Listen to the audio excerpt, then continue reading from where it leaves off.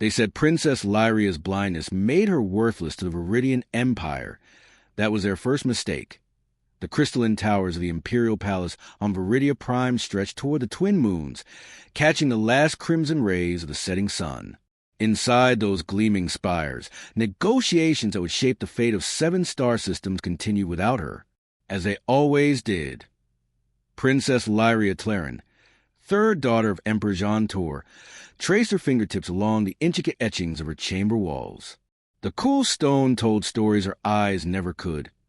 Ancient battles, cosmic treaties, and the rise of her family's 1,000-year dynasty. To most Viridians, these walls were merely decorative. To Lyria, they were her history books, her connection to a legacy she was never permitted to claim. "Your Highness," the soft voice of her attendant, Nara, interrupted her thoughts. "The Galactic Council session has concluded. Your father requests your presence at the evening banquet." Lyria's antennae twitched with surprise. "Does he truly? Or are you being kind again, Nara?" A pause. "The Terran ambassador specifically asked about your absence. The Emperor felt it would be diplomatically prudent for you to attend." "Ah." Lyria's 6-fingered hand fell away from the wall. "So not a request from my father at all. A political calculation." The Terrans, humans they called themselves, had only recently joined the Galactic Council. Their world was a backwater planet in an unremarkable solar system, but their rapid technological advancement had surprised everyone. Their delegation had arrived on Viridia Prime 3 standard cycles ago, and already they were making waves. "They're different from the other species," Nara said quietly. "They ask questions others would consider impolite." Lyria smiled, the expression pulling at the delicate ridges that framed her face. "Good. Perhaps they'll liven things up around here." In the grand banquet hall, Lyria sat where she always did when required to make an appearance, far from the center, nearly hidden behind a massive arrangement of bioluminescent flowers. Her milky eyes, useless since birth due to a genetic mutation rarely seen in royal bloodlines, stared unseeing at her untouched plate. Across the hall, Emperor Jean Tor's voice boomed as he recounted tales of Viridian military might to impress diplomats. Her brothers, Crown Prince Tazrin and Prince Emivalor, added appropriate embellishments. They were preparing for war again, this time with the mineral-rich Karasian collective. The Caraxians had refused to allow Viridian mining operations on their outer moons, citing environmental concerns. In the Empire's eyes, this was reason enough for conflict. "Pardon me, Your Highness. Is a seat taken?" The voice was unlike any Lyria had heard before, lower in pitch than Viridian males, with strange inflections that the palace translators couldn't quite smooth out. A human voice. "It is not," she replied carefully. "Though I should warn you, Ambassador, that associated with the blind princess may not earn you favor with my father." A chair scraped against the marble floor. "I'm not particularly concerned with earning favors at the moment, and I'm not the ambassador, just part of the diplomatic corps. Lieutenant Commander Daniel Chun, Terran Space Fleet." The human's body temperature ran hotter than a Viridian's. Lyria could feel the warmth radiating from him as he sat beside her. The scent was different, too. Complex organic compounds that her sensitive nose found neither pleasant nor unpleasant, merely fascinating. "What brings a military officer to a diplomatic function, Lieutenant Commander Chun?" "Curiosity, mainly." A pause, and please call me Daniel." Nobody had ever asked Lyria to use their personal name before. Protocol forbade such familiarity. "I cannot," she said softly. "Why not?" "It is not proper." "With respect, Your Highness, I've noticed that proper on Viridia Prime often seems to mean keeping people in their assigned places." Lyria's antennae straightened in shock.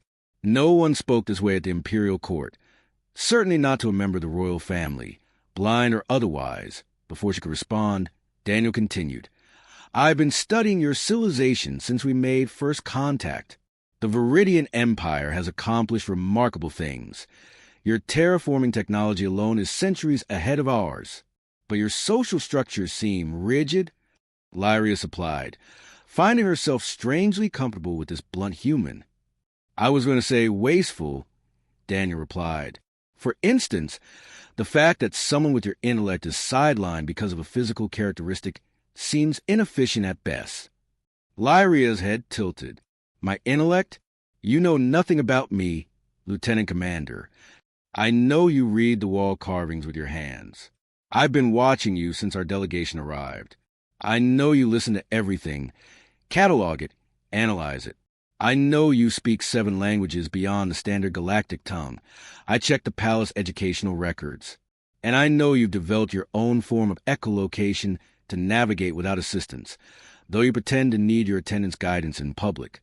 The banquet hall suddenly seemed too quiet, though the celebration continued unabated around them. Lyria felt exposed, seen in a way she never had been before. Why are you telling me this? She whispered. Because tomorrow, when your father announces his intention to invade Karashian space, the Terran delegation will oppose it, publicly. Ice shot through Lyria's veins. That would be unwise. Maybe, but we've reviewed the Karashian data. Their environmental concerns are valid. The mining techniques your empire uses would destabilize their moon's cores within a decade. My father does not respond well to opposition, so I've gathered. Daniel's voice lowered further. Which is why we need someone who understands both Viridian imperial politics and the actual science behind the dispute. Lyria's breath caught. You cannot possibly be suggesting, Your Highness, Daniel interrupted. I believe you're the only person on this planet who both understands what's at stake and has the moral courage to do something about it. You know nothing of my morals, Lyria hissed, suddenly frightened by the human's presumption. And I have no power here. Don't you? Daniel asked. The ecological data regarding the Karashian moons was transmitted to the palace archives 3 cycles ago.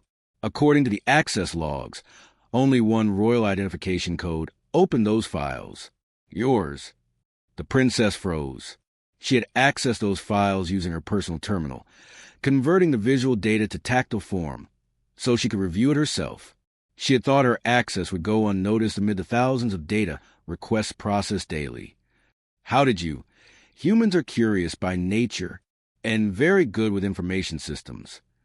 There was a smile in Daniel's voice now. Your Highness, I think you already know the truth about the Karashian situation. I think you've known for some time that your family's empire operates on conquest rather than cooperation. And I think, perhaps, you've been waiting for an opportunity to change things. A server droid approached, and Daniel fell silent. The moment stretched between them, charged with possibilities both terrifying and exhilarating. When the droid moved away, Lyria turned her face toward the human, her unseeing eyes somehow finding his. What exactly are you proposing, Lieutenant Commander? Daniel leaned closer, his voice barely audible over the banquet's din. A different future. For Viridia, for Caraxia, for Earth, for all of us. He placed something small and metallic into her palm, closing her fingers around it. This contains information about alternatives to your current mining technology, methods that would satisfy both Viridian economic needs and Karashian environmental concerns. It also contains something else, a secure communication channel. To me, the tiny device pulsed against her skin, its surface etched with patterns she could read with her fingertips. Why would you trust me with this? Lyria asked. I am still my father's daughter. Because, Daniel said simply, sometimes the person everyone ignores is the only one who can truly see. Across the banquet hall, Emperor Jean Tor's eyes narrowed as he noticed a human officer speaking with his defective daughter. He gestured subtly to the Imperial Guard. Lyria's sensitive antennae detected the change in air currents as four guards began moving in their direction. Your palace security is approaching, she murmured to Daniel. You should leave. Will you consider what I've said? Lyria closed her fingers tightly around the device. I've spent my life being underestimated, Lieutenant Commander. Perhaps it's time to use that to my advantage. As Daniel stood to leave, Lyria knew with absolute certainty that her life would never be the same. For the first time, someone had seen value in her differences, had seen her. And in that moment, the blind princess began to envision a future where she was no longer powerless, in a future that would shake the very foundations of the Viridian Empire. The Imperial Guards moved with practiced precision to the banquet hall, their ceremonial armor gleaming under the bioluminescent chandeliers. Lieutenant Commander Daniel Chun gave Princess Lyria a slight bow that she sensed rather than saw. "Until we speak again, Your Highness," he murmured, then turned and walked unhurriedly toward the Terran delegation. Lyria slipped the device into a hidden pocket within the folds of her formal robes. Her antennae quivered slightly, the only outward sign of her racing thoughts. The 4 guards stopped at her table, forming a half-circle around her. "Princess Lyria," said the lead guard, Commander Vex. His voice carried the clipped tones of the northern provinces. "Your father requests your presence." Of course he did. The Emperor never requested anything without purpose. Lyria rose with practiced grace, her unseeing eyes facing forward. "Led on, Commander." As they crossed the banquet hall, conversations hushed momentarily before resuming with greater intensity. Lyria had long ago learned to interpret these subtle shifts. The court was curious about her sudden elevation to the Emperor's attention after years of careful neglect. Emperor Jean Tor sat upon his raised dais, surrounded by his advisors and eldest sons. The Emperor's distinct pheromones, enhanced by genetic modifications performed on the royal bloodline centuries ago, reached Lyria's sensitive nose before she was formally announced. "Daughter." The Emperor's voice resonated through the private audience chamber adjacent to the main hall. "You found yourself a curious new companion." Lyria lowered herself into the formal prostration required when addressing the Emperor directly.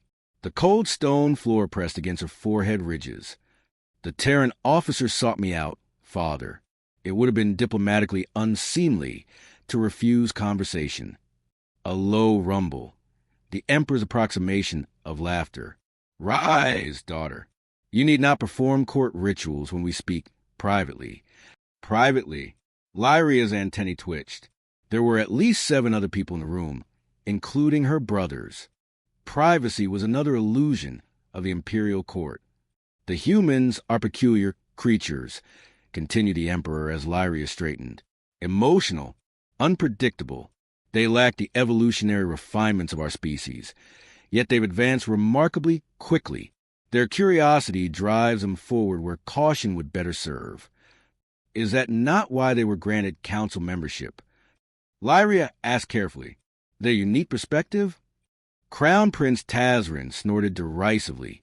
"They were granted membership because their rudimentary faster-than-light technology gives them access to resources we require. Nothing more." The Emperor made a short clicking sound, a signal for silence.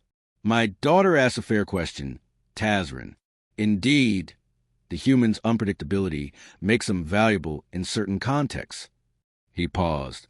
"Tell me, Lyria, what did the Terran officer discuss with you?" The device felt suddenly heavier in her pocket. "He asked about our cultural traditions. He seemed particularly interested in the wall carvings." Not entirely a lie. Daniel had mentioned the carvings, though that had hardly been the focus of their conversation. "Curious," the Emperor said. "Their intelligence reports suggest Lieutenant Commander Chin specializes in xenogeology and resource management, not cultural anthropology." Of course they would have detailed files on every member of the Terran delegation. The Viridian intelligence network extended throughout known space. Lyria kept her face carefully neutral. "Perhaps he was merely being polite to a royal daughter," she offered. "Perhaps." The Emperor's tone suggested he believed otherwise. "Regardless, you will inform me immediately if he approaches you again. The humans may be useful allies, but they harbor dangerous ideas about equality and self-determination that have no place in the Empire."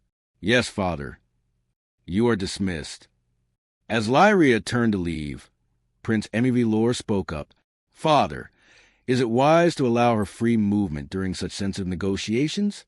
Her condition makes her vulnerable to manipulation." The familiar anger rose in Lyria's chest. Not at the insult, but at being discussed as if she weren't present, as if her blindness affected her hearing as well. The Emperor's response surprised her. "Your sister's condition has rendered her politically irrelevant, Emivilor. No one would waste effort attempting to manipulate someone with no power or influence." A pause. "Besides, her presence may prove useful. The humans seem to have an odd fascination with physical differences." They may reveal more to her than they would to our official channels. So that was it. Not concern, but opportunity. Lyria was to be an unwitting spy, gathering information from humans who might pity her enough to speak freely. "I understand, Father," she said softly, bowing once more before departing. Back in her chambers, Lyria dismissed her attendants, claiming exhaustion from the rare social engagement. When she was certain she was alone, she retrieved the device Daniel had given her. Her sensitive fingertips explored its surface, finding microscopic patterns that formed words in a tactile language similar to one she used for reading palace archives. "Access granted," said a soft voice as her fingers completed the security pattern. "Secure channel established." "Lieutenant Commander," she whispered, "I'm here, Your Highness." Daniel's voice emerged from the device, barely audible even to her sensitive hearing. "I apologize for putting you in a difficult position." "My position has always been difficult," Lyria replied. "Tell me truthfully, why did you approach me tonight?" "The full reason." A slight pause. "The Karashian situation is only part of it. We've uncovered disturbing information about your empire's plans beyond the mineral rights dispute.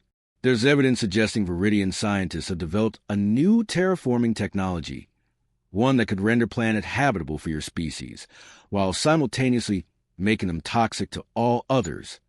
Lyria's blood ran cold. Biological warfare disguised as terraforming. Exactly. If deployed on disputed worlds, it would give the Empire de facto control without firing a single shot. No species could survive there except Viridians. "My father would consider this elegant strategy, not atrocity," Lyria said, her voice hollow. "Where did you get this information?" "From someone inside your government. Someone who believes, as you seem to, that the Empire's path leads to destruction.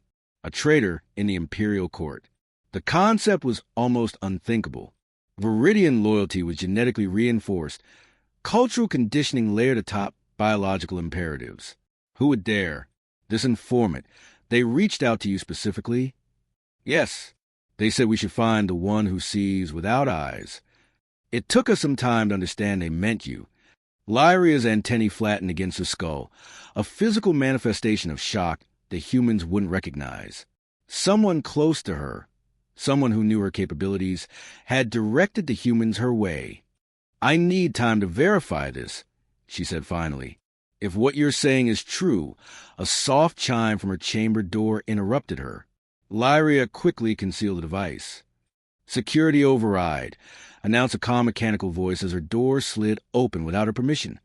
Heavy footsteps entered her chamber. Only one person in the palace walked with that particular gait. "Brother," Lyria acknowledged, turning toward the sound. "What brings Crown Prince Tazrin to my humble quarters at this late hour?" "Curiosity, sister." His voice held the same smug superiority it always did when addressing her. "I've never taken you for a fool, despite your limitations. Yet tonight you risk everything to speak with a human. As Father suggested, the humans find me a non-threatening conversation partner. Perhaps." Tazrin moved closer, the scent of ceremonial wines heavy on his breath. "Or perhaps you finally decided to play politics after all these years. A dangerous game for someone in your position." His hand closed around her wrist, painfully tight. "What did he give you?" Lyria's heart raced, but her voice remained steady. "Nothing, brother.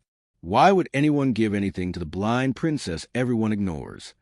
Tazrin's grip tightened further. "Don't test me, Lyria. Tomorrow, Father announces a Karashian initiative. If the humans object as expected, any Viridian found aiding them will face charges of treason." He released her suddenly. "Consider carefully where your loyalties lie. Blood may be thicker than water, but neither is thicker than a vacuum of space, which is where traitors ultimately find themselves." With that, he departed, leaving Lyria alone with her thoughts and a decision that could reshape the galaxy.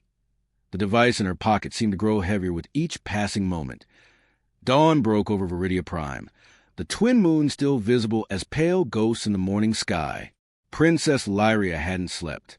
Instead, she spent the night accessing the palace archives through her specialized interface, her fingers flying over tactile controls as she searched for evidence of what Daniel had told her, She found in fragments, research reports with missing sections, funding allocations to unnamed projects, and most damning of all, communications with military outposts near Karashian space describing preparation for post-conversion occupation.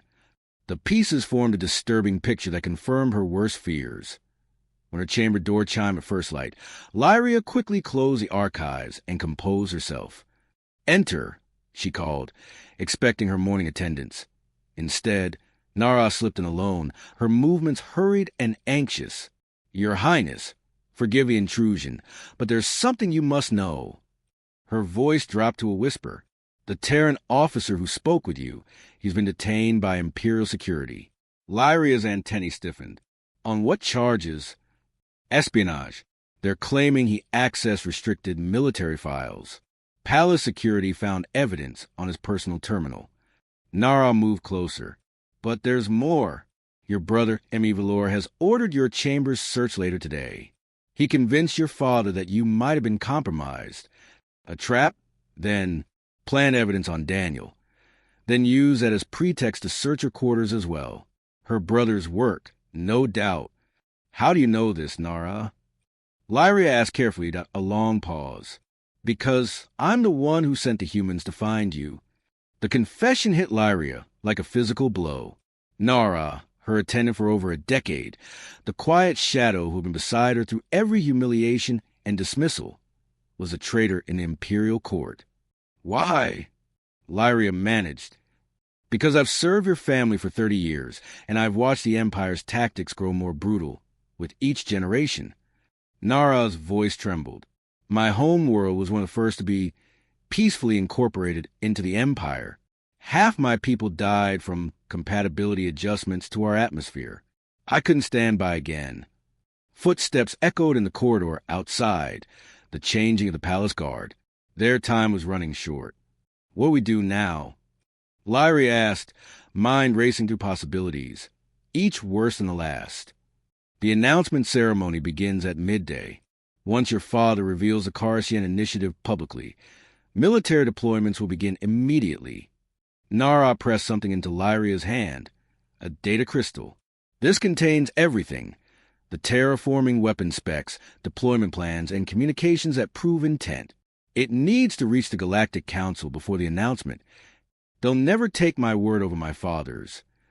Lyria said, "I'm just the blind princess everyone ignores." "Exactly." Nara squeezed her hand. "Which is why you're the only one who can move through the palace today, without scrutiny. No one expects you to attend the ceremony. No one will think to watch you while all eyes are on your father and brothers." The plan crystallized in Lyria's mind. Dangerous, nearly impossible, yet perhaps their only chance. "I'll need a distraction," she said. "You'll have one," Nara promised. "The Terran delegation is prepared to create quite a scene when the time comes." A final guard rotation sounded in the hallway. Nara stepped away, resuming her formal manner just as the door chimed again. "That would be your breakfast, Your Highness," she said loudly, "and a reminder that your presence is not required at today's ceremony." As the service droids entered with her morning meal, Lyria felt the weight of multiple worlds settling onto her shoulders. In just a few hours, she would either save countless lives across the galaxy or condemn herself to execution for high treason against the Viridian Empire. Midday approached with merciless speed. Palace corridors bustled with dignitaries and security personnel, heading toward the Grand Assembly Hall. Lyria moved in the opposite direction, her steps deliberate but unhurried, projecting the same invisible presence she'd cultivated all her life. The diplomatic wing lay ahead, currently understaffed as most ambassadors attended the Emperor's announcement. Lyria's sensitive hearing picked up the guards' positions as she navigated the hallways, her mental map of the palace guiding her where her eyes could not. A distant commotion erupted from the direction of the assembly hall, raised voices, the heavy tread of security forces running. The distraction had begun. Lyria quickened her pace. The diplomatic communication hub was just ahead, its quantum channels the only way to reach the Galactic Council in time. As she rounded the final corner, her antennae detected an unexpected presence blocking her path. "Going somewhere, sister?" Crown Prince Tazrin stood before her, flanked by 2 Imperial guards, his ceremonial weapon drawn. "I've underestimated you all these years," he said coldly. "A mistake I won't repeat." Behind her, more footsteps approached. She was surrounded. Crown Prince Tazrin's laugh echoed in the corridor as he advanced toward Lyria. "Did you really think it would be so simple? That I wouldn't have you watched after our conversation last night?" Lyria's mind raced, calculating escape routes even as she maintained her outward composure. "I was merely walking, brother. The palace can become overwhelming during ceremonial days. I sought quiet." "In the diplomatic wing? How convenient." Tazrin gestured to his guards. "Search her." As a guard approached, the distant commotion from the assembly hall grew louder. Shouting voices echoed through the corridors, followed by the distinctive sound of energy weapons discharging. The guard hesitated, glancing back at the Crown Prince. "Something's wrong," the guard said. "Those aren't ceremonial disruption charges." Tazrin's communicator chimed with urgent priority. "This is the Crown Prince," he snapped. "Your Highness," came a panicked voice, "the Caraxians have launched an attack. Multiple ships have dropped out of hyperspace in low orbit. They've somehow bypassed our defensive grid." Lyria's antennae quivered in shock. The Caraxians were a peaceful collective. They had no significant military force. How could they possibly launch an assault on Viridia Prime itself? Tazrin's attention split between the crisis and his sister. "Secure her in that chamber," he ordered the guards, pointing to a nearby room. "Then join the defense forces. I must reach the Emperor."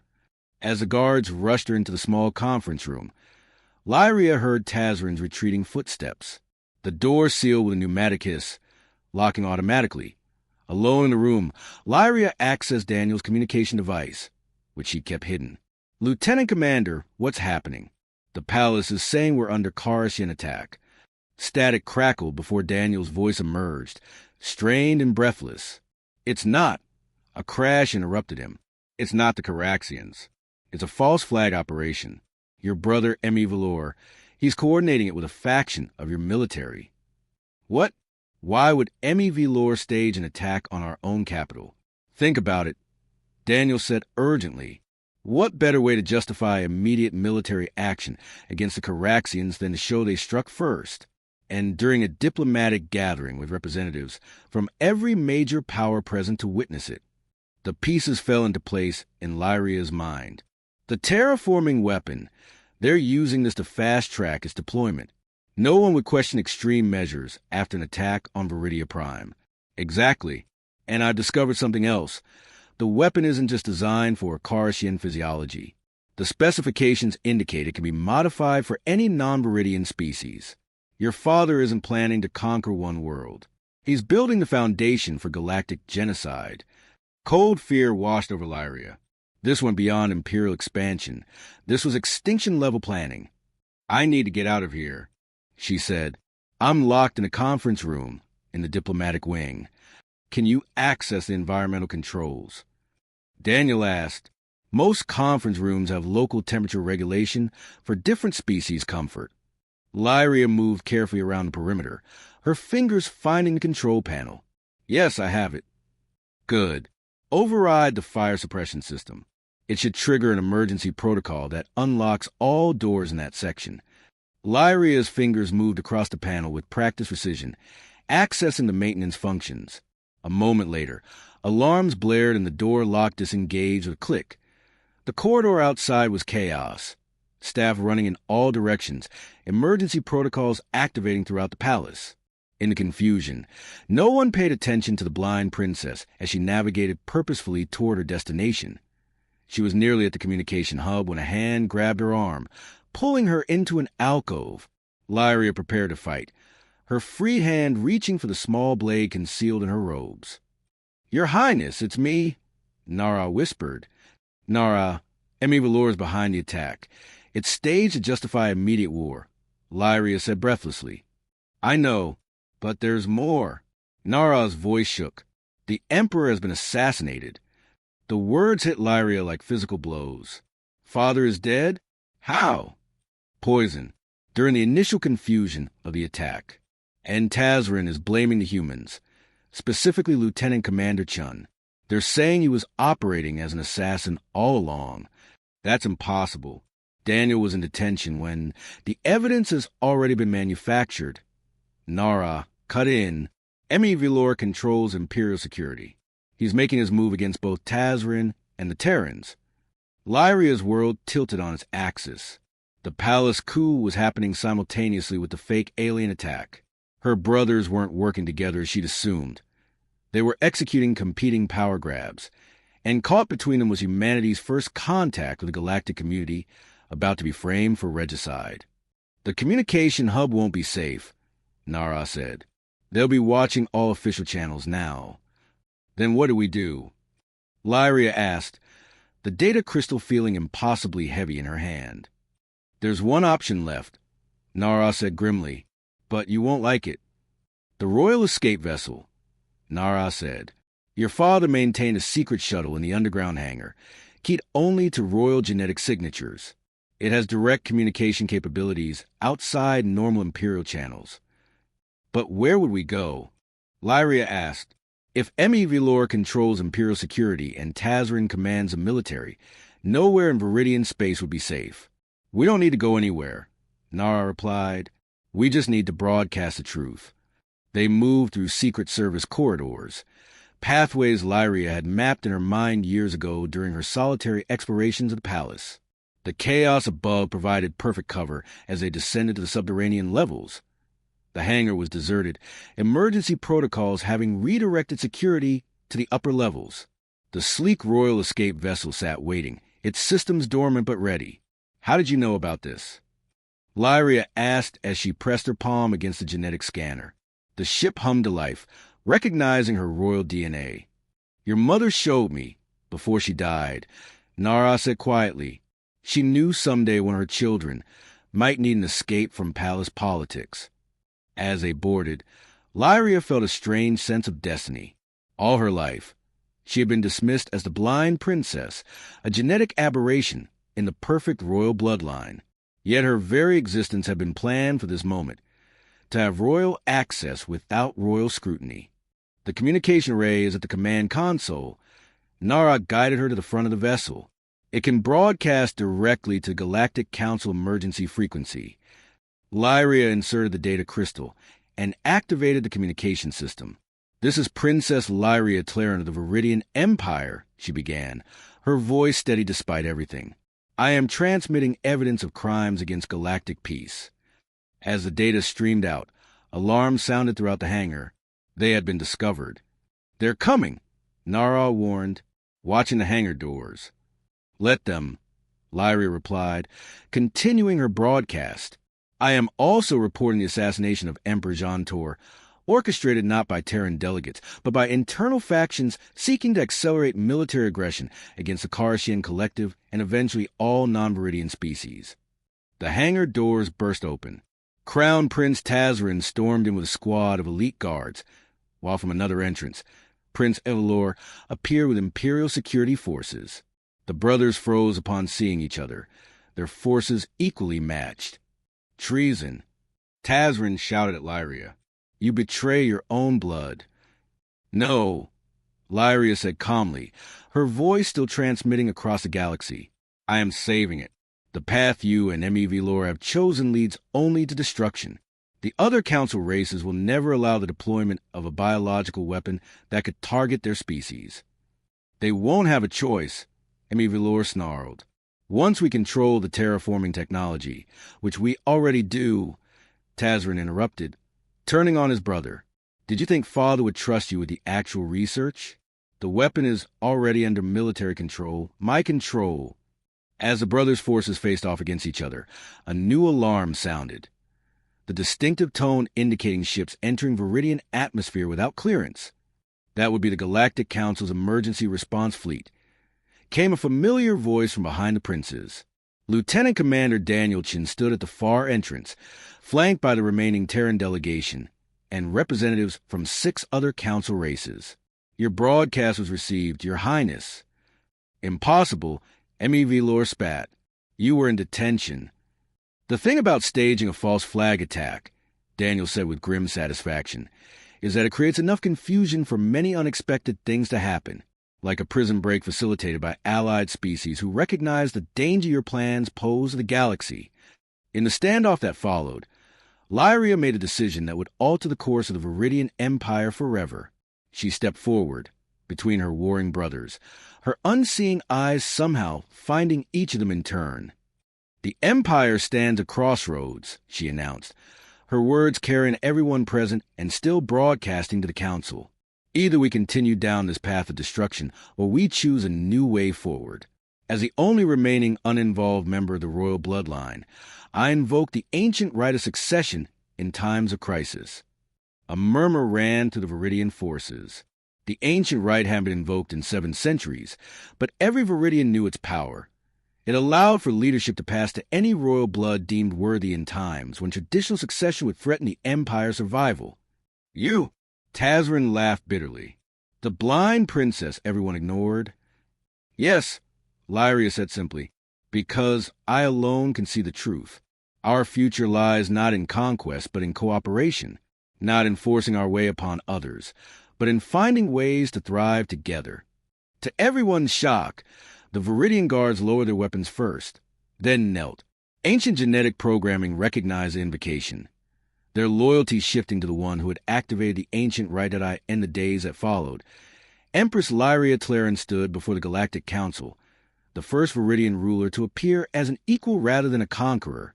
Lieutenant Commander Daniel Chin stood at her side as a newly appointed human ambassador to the Viridian Empire.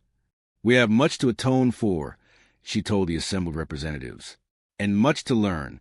But today marks the beginning of a new era, one where differences are seen not as weaknesses to be eliminated, but as strengths to be embraced."